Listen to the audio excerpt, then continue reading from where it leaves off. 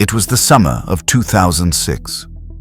On a hot day in Baghdad's fortified green zone, a thinner but defiant former dictator stood before judges and cameras.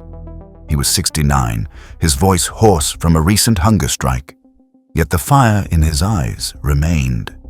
If convicted and sentenced to death, he said, he did not want to be hanged like a common criminal. He demanded to die by firing squad, as befits a military man. That statement would haunt the weeks that followed. It laid bare something more than just a preference. It revealed a final assertion of identity, and a defiant refusal to accept the humiliation that, to him, hanging represented. Saddam Hussein ruled Iraq for decades, first as head of state, then as de facto military commander.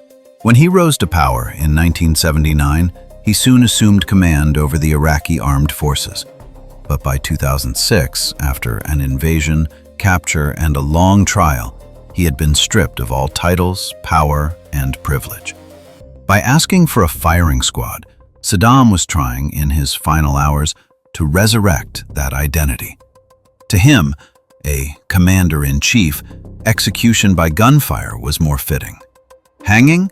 That was the fate of thieves, criminals, the dishonored. In insisting on a soldier's death, Saddam refused to let the court paint him as just another condemned criminal. He was claiming dignity, even in defeat.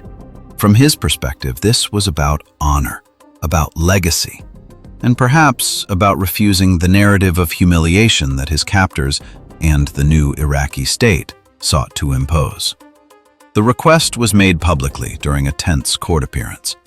He argued that the court trying him was tainted, an instrument of foreign occupation. He denounced it as illegitimate.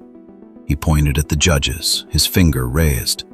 "Not even 1,000 people like you can terrify me." In their eyes, perhaps, he was just another defendant. But in his mind, he was still the man who once commanded armies, and now, even stripped of power, desired a final act of defiance. In requesting a firing squad, he also aimed to challenge the status quo. It was a provocation, a question.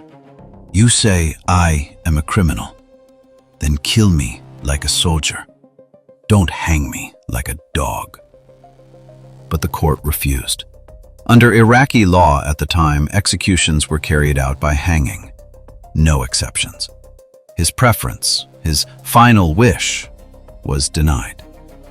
On 5th November 2006, the tribunal found him guilty of crimes against humanity for the 1982 massacre in Dujail, where hundreds of Shia civilians were killed. The death sentence was handed down.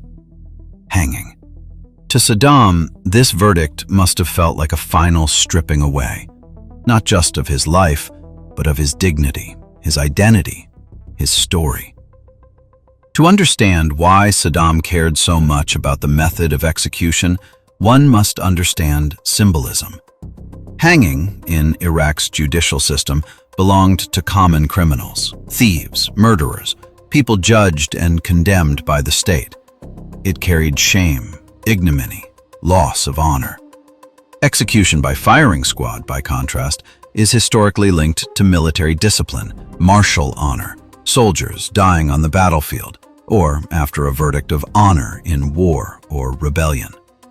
By asking for a firing squad, Saddam was trying to reclaim, even in death, the image of a soldier, a leader, not merely a criminal. Even as he faced the full weight of justice, accused of atrocious crimes, he clung to that last semblance of status, that of a soldier. In a sense, his plea was a refusal to accept being reduced to a criminal, to deny the narrative of disgrace. When the verdict came, the court did not waver. The legal framework overrode the personal demand. Saddam would be hanged. The execution was scheduled for 30 December 2006. The night before, he wrote a farewell letter. He urged Iraqis to unite and not to hate the foreign people who invaded Iraq, but to target the decision makers. He wrote that he was ready to die as a martyr. In those last hours, perhaps he understood better than anyone that his plea for a soldier's death would be ignored. Nonetheless, the request remains a trace, a last act of defiance, a stubborn affirmation of identity, even as his world crumbled.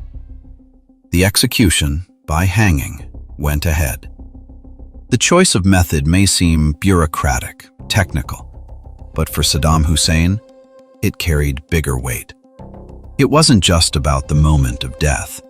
It was about narrative, legacy, identity. By demanding a firing squad, he attempted to position himself, even in the final moment, as more than a criminal.